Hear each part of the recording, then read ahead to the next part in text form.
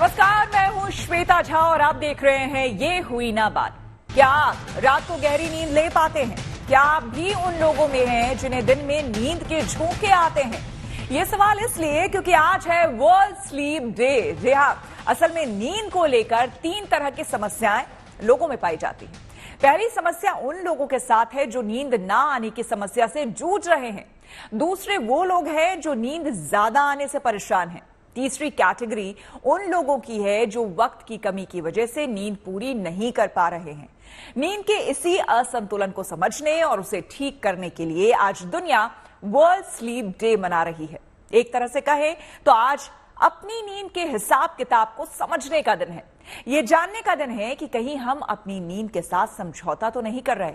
तो आज अच्छी नींद के इसी समय शास्त्र को हम समझेंगे, जानेंगे कि अच्छी नींद मन और मस्तिष्क के लिए क्यों जरूरी है। हमारे साथ स्टूडियो में जाने माने मेहमान भी होंगे, लेकिन उससे पहले आपको लिए चलते हैं लखनऊ, जहां हमारी आपकी नींद की खातिर यहां के मेडिकल कॉलेज में एक शानदार पहल की गई है।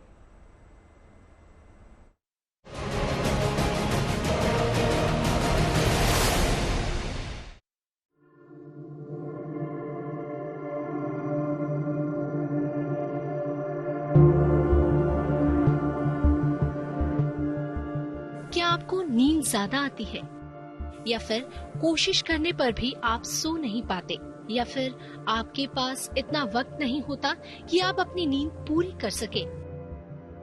दरअसल ये तीनों स्थिति ही ठीक नहीं है। जीवन में नींद का संतुलन जरूरी है और उससे ज्यादा जरूरी है कि हम ये जानें कि नींद हमारी मानसिक और शारीरिक सेहत के लिए कितनी जरूरी है। आज नींद के इसी समय शास्त्र को समझने का दिन है और इसीलिए दुनिया वर्ल्ड स्लीप डे मना रही है।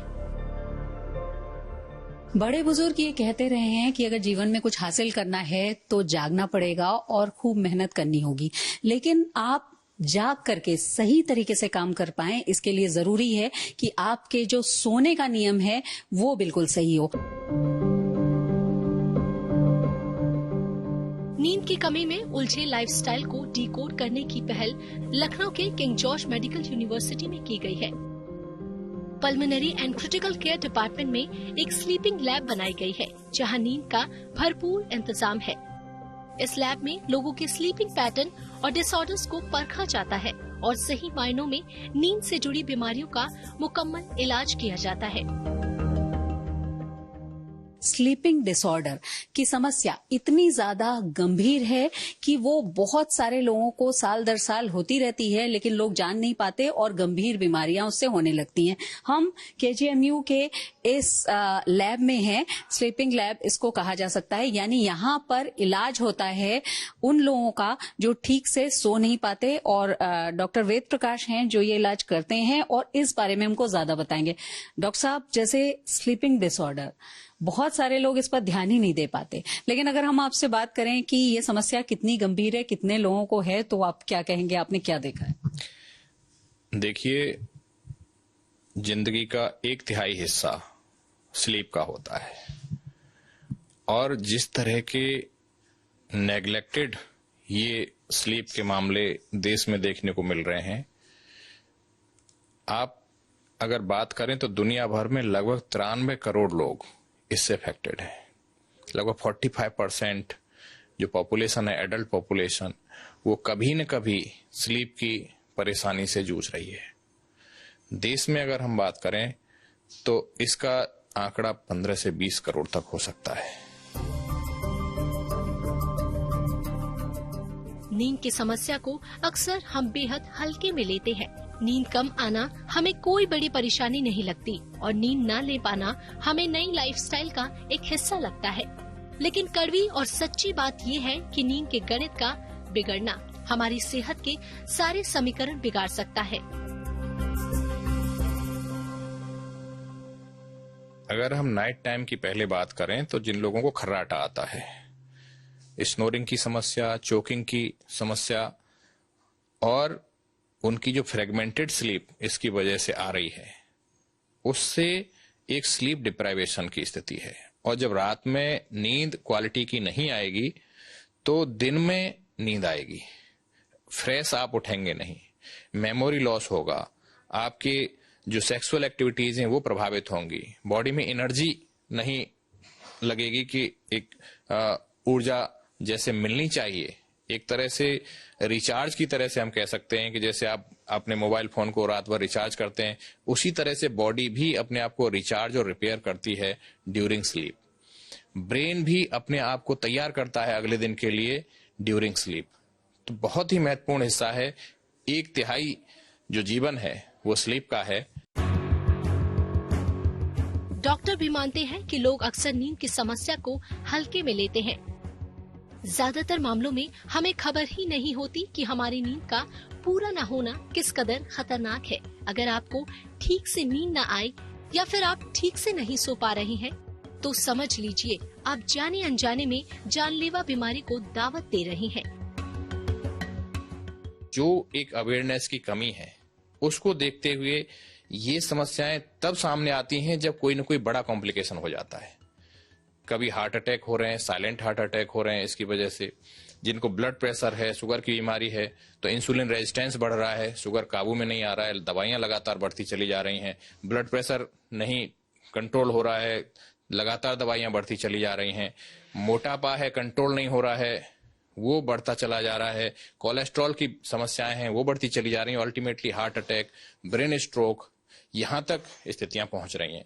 इसी के साथ साथ अगर रोजमर्रा की स्थिति में जिंदगी में आप देखें, memory loss, short term memory loss या व्यवहार में परिवर्तन, चिड़चिड़ापन, ये समस्याएं इन लोगों के साथ एक आम समस्या बन जाती है। लखनऊ के केजीएमयू ने नींद की इसी अहमियत को बताने के लिए स्लीपिंग लैब बनाई है। यहाँ आप नींद का असल मतलब समझ सकते हैं, साथ ही साथ ये भी जान सकते हैं कि अच्छी नींद और अधूरी नींद का फर्क आखिर होता क्या है। अगर स्लीपिंग डिसऑर्डर है तो उसमें कई विभाग इन्वॉल्व होते हैं, क्योंकि इलाज में कई विभागों की जरूरत पड़ती है कंसल्टेशन की। यहाँ पर इस तरह का इलाज किया जाता है। लेकिन सबसे पहला और जो सबसे जरूरी एक बात है, सबसे पहली बात वो ये कि आप इस लक्षण को पहचाने, और अगर आपको नींद ठीक से नहीं आ रही है या स्लीपिंग डिसऑर्डर है तो इस बात को गंभीरता से लें। क्योंकि कुछ लोग देखा जाता है ये कहते हैं कि मुझे तो नींद ही नहीं आती है, लेकिन उस बात को उतनी गंभीरता से नहीं लेते हैं। लेकिन आज जिस तरह से ये समस्या बढ़ रही है और जिस तरह से बहुत गंभीर इसके परिणाम हो सकते हैं, घातक परिणाम हो सकते हैं, उसको देख करके अब स्लीपिंग डिसऑर्डर्स पर लोगों का ध्यान गया है और लाइफस्टाइल बदलने के साथ इस ओर भी ध्यान देना जरूरी है। वीडियो जर्नलिस्ट गौरव गुप्ता के साथ शिल्पी सेन, लखनऊ। और आइए हमारे तमाम मेहमान से आपको रूबरू करा दे doctor Mohsin Wali, cardiologist and consultant, sir Gangaram अस्पताल से। सर बहुत बहुत स्वागत है आपका।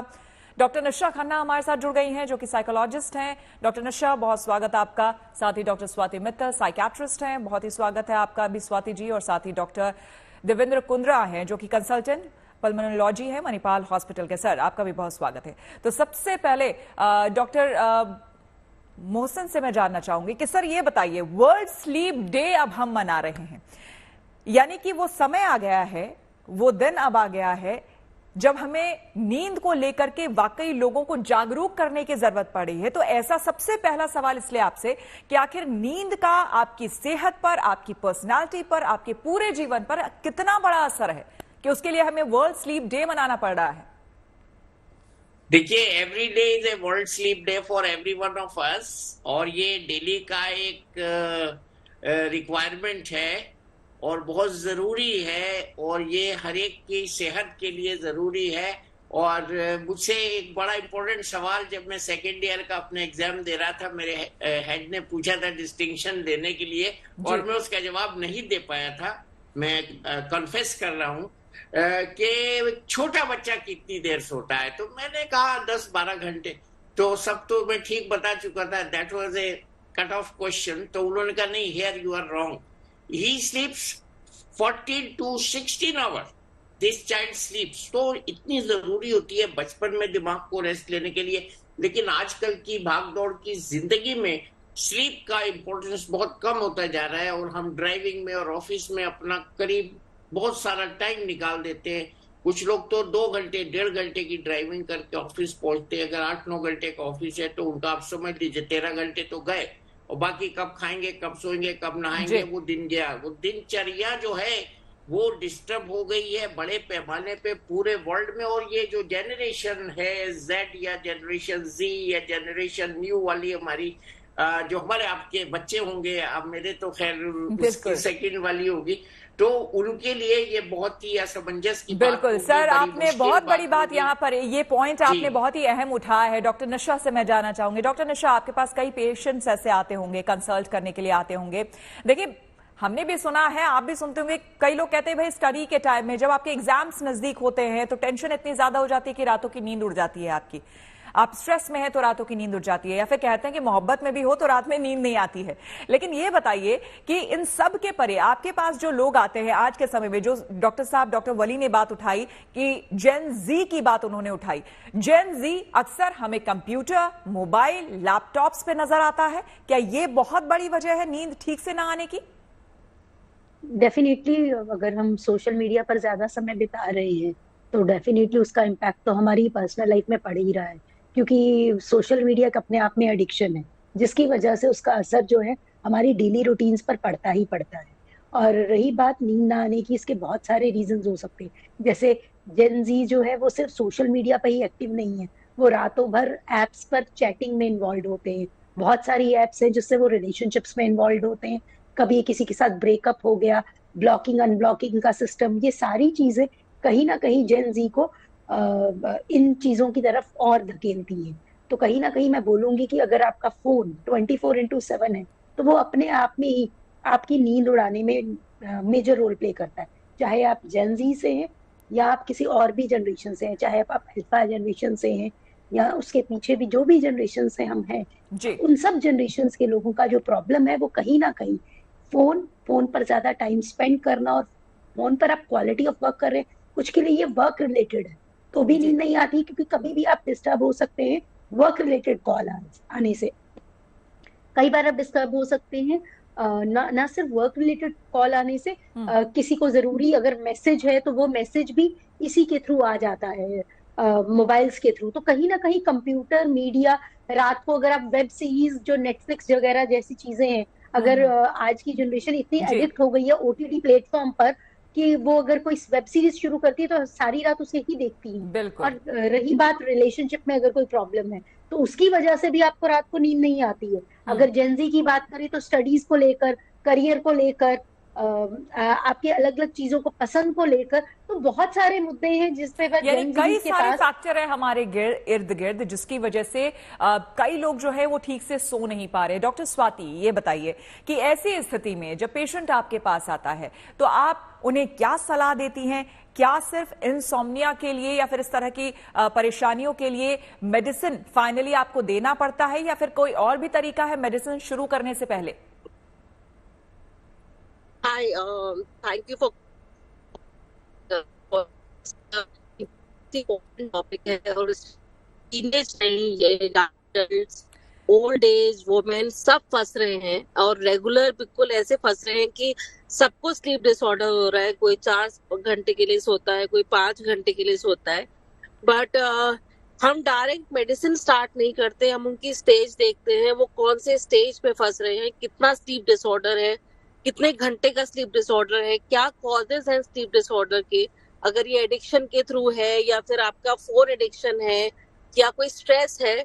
अगर सिचुएशन थोड़ी वर्स होती है तो I don't mind to start the medicine. Medicine are not at all addictive, तो हमको नाइट मेडिसिन स्टार्ट करते हैं for some times and then we will.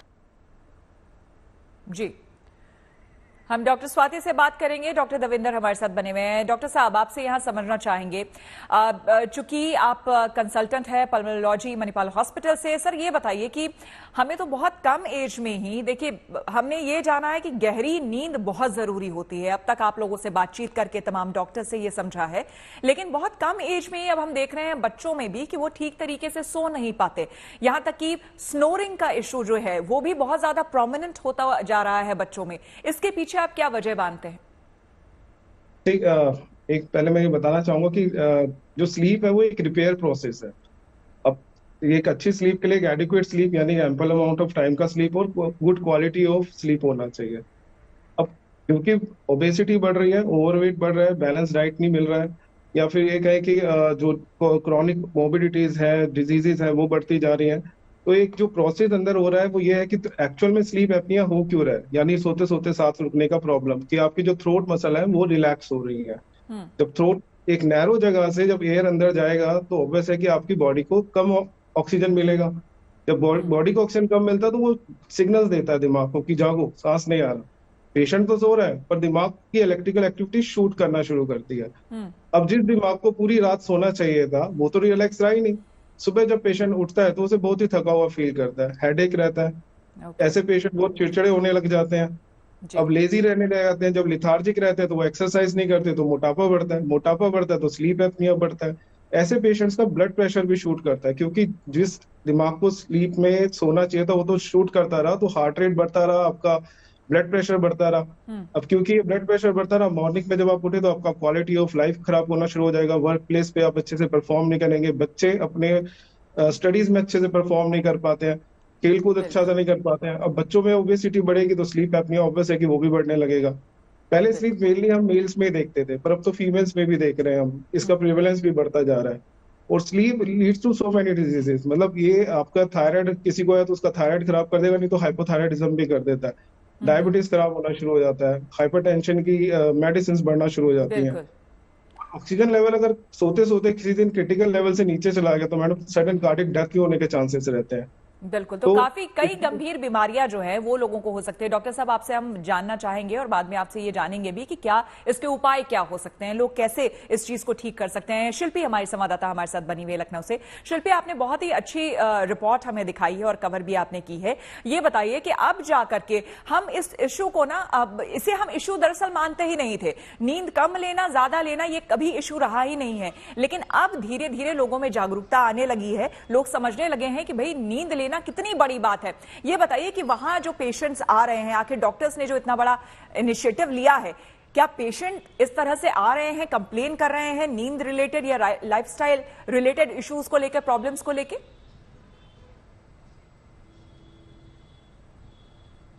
बिल्कुल, देखिए श्वेता, जागरूकता बढ़ी है और लोग आ रहे हैं, लेकिन अभी भी उनका प्रतिशत बहुत कम है। और जैसा मुझे लगा कि बहुत सारे लोगों से मैं मिली, वहाँ भी पेशेंट्स थे और उनकी समस्या सिर्फ ये थी कि बहुत देर में वो पहुंचे हैं, यानी कि ये एक बीमारी है, ये एक डिसऑर्डर है, इसको वो पहचान देर में पाए। क्योंकि आपने भी सुना होगा जिन लोगों को नींद कम आती है, बहुत सारे लोग अपने परिजनों के बारे में, अपने बारे में ये कहते हैं कि मुझे तो नींद आती ही नहीं है, लेकिन इसको बहुत हल्की तरह से कहते हैं, वो इस बात पर ध्यान नहीं देते। या फिर आपने ये भी देखा होगा कि अगर रात में नींद नहीं आ रही है तो लोग मोबाइल उठा लेते हैं, कुछ काम करने लगते हैं, लेकिन नींद क्यों नहीं आ रही है इस पर अगले दिन वो सुबह ध्यान नहीं देते। यानी कि ये एक समस्या है, इसको पहले तो देखना जरूरी है। जब हम किसी इस समस्या की तरह से इसको देखेंगे तब उसके इलाज के लिए भी सोचेंगे, लेकिन लोग बहुत देर कर देते हैं इसमें, इसीलिए शायद इसका प्रतिशत बढ़ता जाता है। मैंने ये भी देखा कि जो स्लीप लैब है उसमें जो डिसऑर्डर है, ये स्लीपिंग डिसऑर्डर, उसको किस तरह से पहचाना जाए उसके बारे में बाकायदा लोगों को बताया जा रहा था। यानी कि दिन के समय में भी आप इसको जान सकते हैं, रात के समय में भी आप इसको जान सकते हैं। दिन में अगर आपने देखा होगा कई लोगों को मीटिंग में जब किया जाती है। बिल्कुल शिल्पी, यानी कि जिस तरह से देखिए लखनऊ में डॉक्टर्स ने इस इनिशिएटिव को वहां पर शुरू किया है और वहां जो उस अस्पताल में लोग आएंगे इस चीज को जानेंगे, मुझे लगता है कि हमारे पूरे देश में जितने भी अस्पताल है वहां भी लोगों को कैंप्स लगाकर बताना चाहिए कि नींद कितनी जरूरी है। हम चर्चा कर रहे हैं वर्ल्ड स्लीप डे पर, क्योंकि सोना बहुत जरूरी है अगर आपको वाकई जागते रहना है। तो डॉक्टर वली हमारे साथ बने हुए हैं। डॉक्टर वली, यहां पर आपसे समझना चाहेंगे, अब जो लोग आपको देख रहे हैं, सुन रहे हैं, वो आपसे ये जानना चाहेंगे कि आपके according what is good sleep, अच्छी नींद क्या होती है, बड़ों के लिए ड्यूरेशन कितना होना चाहिए और बच्चों के लिए कितना होना चाहिए? देखिए, अच्छी नींद जो है वो नींद होती है जिसमें नशा ना हो, जो समय से हो, जो आधी रात से पहले शुरू हो और भोर से पहले खत्म हो जाए, जिसमें कम से कम 8 घंटे on an average adult person के लिए हो और छोटे बच्चों के लिए 10 से और उससे छोटे बच्चों के लिए 12 घंटे हो, जिसमें आप खाना जल्दी खा के सोएं, जिसमें आप स्मोकिंग करके ना सोएं, बल्कि स्मोकिंग करें ही ना तो अच्छा है। अच्छी स्लीप की परिभाषा यह है कि आप बहुत देर तक टीवी मोबाइल देखते हुए ना सोएं, शांत का वातावरण में सोएं, डिम लाइट में सोएं। अच्छी स्लीप की परिभाषा यह है कि आपके बिस्तर पर और कोई चीज नहीं होनी चाहिए। बहुत से लोग बिस्तर पे म्यूजिकल इंस्ट्रूमेंट, किताबें, फोन, चार्जर सब रख के सोते। इस तरह की चीजें डिस्टर्ब करती हैं। आपके पेंट अच्छा होना चाहिए, सूदिंग पेंट होना चाहिए बेडरूम में। आपको इस तरह की उसमें जो पेशाब वगैरह करके सोते हैं उन लोगों को स्लीप क्वालिटी अच्छी होती है, बीच में पेशाब के लिए नहीं उठना होता है। रात का खाना जल्दी खाकर सोना चाहिए, जो कुछ धर्मों में, जैन धर्म में जैसे होता है जल्दी खाना, वो बेस्ट है हमारी स्लीप हाइजीन के लिए। और स्लीप हाइजीन का मतलब ये है कि शोर शराबे से दूर, कमरे को अच्छा बंद करके सोएं। अच्छी स्लीप की परिभाषा यह है कि मुझे जागने के लिए सोना है। अच्छी स्लीप की परिभाषा यह है कि मुझे अपने ब्रेन को रिपेयर करने के लिए सोना है। अच्छी स्लीप की परिभाषा यह है कि मुझे सॉफ्ट तकिए के साथ सोना है, मेरा सिरहाना 6 इंच ऊंचा होना है। ये अच्छी स्लीप की परिभाषा है। दाहिने करवट सोना है। अच्छी स्लीप की परिभाषा ये है मुझे ढीले कपड़े पहन के सोना है। तो ये अच्छी स्लीप की परिभाषा है। आपने पूछा क्योंकि, और वर्ल्ड स्लीप डे पे हम इसकी बात कर रहे हैं। आपने डॉक्टर वेद प्रकाश को दिखाया, उन्होंने लखनऊ में, आपने बहुत अच्छा ये सब्जेक्ट चुना है जो हमको आज बिल्कुल इससे ज्यादा लोग जो है जागरूक हो पाएंगे और समझ पाएंगे नींद की अहमियत। डॉक्टर निशा बनी हुई है हमारे साथ। डॉक्टर निशा, आप क्या कहेंगी, अच्छी स्लीप और जिन्हें नहीं मिल पाती है किसी भी वजह से, किन्हीं कारणों से, क्या उससे उनका मेंटल और इमोशनल हेल्थ भी अफेक्ट होता है? आपकी आवाज नहीं आ रही है डॉक्टर निशा। आजकल बहुत सारे लोगों को पता होगा स्लीप एपनिया नाम की बीमारी भी लोगों को होती है, जब मुझे रात को नींद अच्छे से नहीं आती है। इसका मतलब होता है कि सोते वक्त आप में ऑक्सीजन का सप्लाई कम हो जाता है। और बहुत सारे मैंने ऐसे पेशेंट्स देखे हैं जिनमें स्लीप एपनिया का प्रॉब्लम होता है। अगर आपका बेड भी कंफर्टेबल नहीं है तो वो भी नींद ना आ जाने की वजह हो सकता है। रही बात, कई बार ऐसा होता है कि आप ट्रैवल करते हैं, किसी और सिटी में जाते हैं या किसी के घर पर स्टे करते हैं, तो भी आपको नींद अच्छे से नहीं आती है। रही बात नींद ना आने का, आपके मूड्स पर बहुत असर पड़ता है, आपकी डेली रूटीन पर बिल्कुल असर पड़ता है।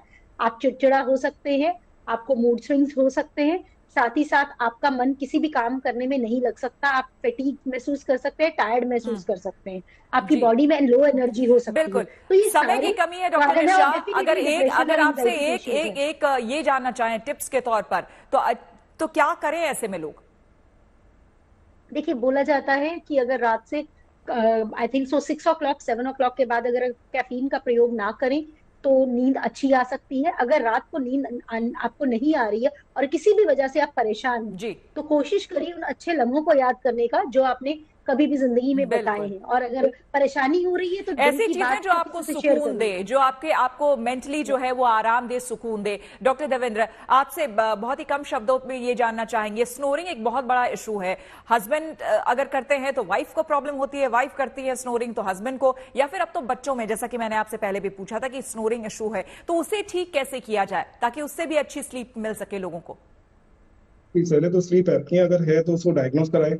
पॉलीसोमनोग्राफी जो हम स्लीप स्टडी करते हैं उसे करा के डायग्नोज किया जाए, उसके लिए जो थेरेपी होती है वो ली जाए। दूसरा, नेजल कंजेशन, लोगों में नेजल कंजेशन काफी रहता है जिसकी वजह से भी स्नोरिंग होती है। वो अपना ENT इवैल्यूएशन कराएं, और जिनको सांस का भी प्रॉब्लम रहता है उन्हें डेफिनेटली अपने लंग फंक्शन टेस्ट भी कराने चाहिए और अपने डॉक्टर से सलाह लेनी चाहिए। और अपना वेट, मेन इश्यूज जो ज्यादातर स्लीप एपनिया में है वो ओबेसिटी है, तो अपने वेट को कंट्रोल रखें, ओवरवेट ना हो, ओबेसिटी की तरफ ना रहें। एक बैलेंस डाइट, बैलेंस लाइफस्टाइल रखें, एक्टिव लाइफस्टाइल रखेंगे तो वेट भी मेंटेन रहेगा और आपकी स्नोरिंग की प्रॉब्लम भी धीरे धीरे कम होना शुरू हो जाएगी और स्लीप एपनिया भी कंट्रोल होना शुरू होगा। तो इसमें कोई जिस तरह के प्रोसीजर की आप बात कर रहे थे उसमें टेस्ट के साथ साथ कोई और इंटरवेंशन भी होता है, क्योंकि छोटे बच्चों में अक्सर डर रहता है? नहीं मैडम, ये एक बहुत ही सेफ, इसमें कुछ नहीं किया जाता है, बस पेशेंट सोता है, उसकी बॉडी पे कुछ लीड्स अटैच होती हैं जो डाटा कैप्चर करते हैं कि जब पेशेंट सो रहा है तो उसमें कितना ऑक्सीजन फॉल कर रहा है, उसके दिमाग की इलेक्ट्रिकल एक्टिविटी कितनी डिस्टर्ब हो रही है, उसके हार्ट रेट। इनफैक्ट अब तो हमारे पास ऐसी मशीन है जो ब्लड प्रेशर भी मेजर करते हैं कि सोते हुए क्या हो रहा है। इसमें कुछ भी इन्वेजिव नहीं है, टोटली 100% सेफ, घर पे भी हो जाती है और इन हाउस भी होती है, यानी कि हॉस्पिटल्स में भी होती है। तो जिसको भी ऐसे सिम्टम्स हैं स्लीप एपनिया के, सोते सोए सांस रुकना या एकदम से उठ जाना तो सांस रुकते रुकते, और मॉर्निंग में हेडेक रहना और पूरे टाइम स्लीपी रहना, तो उन्हें इमीडिएटली ये स्लीप स्टडी अपना कराना चाहिए। यहाँ पे मैं एक चीज बोलना चाहूंगा, sleep apnea can lead to fatal accidents. तो तो जिन लोगों का वेट ज्यादा है उन्हें स्लीपी बहुत फील करते हैं और ड्राइव करते हुए भी नींद आ रही होती है, उन्हें तो इमीडिएटली ये टेस्ट जरूर कराना चाहिए, क्योंकि इससे उनकी भी लाइफ को खतरा और जिनसे कोलिजन होगा उनको भी खतरा रहेगा। बिल्कुल, आप सभी ने बहुत ही महत्वपूर्ण जानकारी दी है। आप सभी का बहुत बहुत धन्यवाद इस चर्चा में हमारे साथ शामिल होने के लिए। और तमाम दर्शक जो हमें देख रहे थे उनके लिए यही कहेंगे कि अगर जागते हुए आप सोना नहीं चाहते हैं तो रात में अच्छी नींद जरूर लें।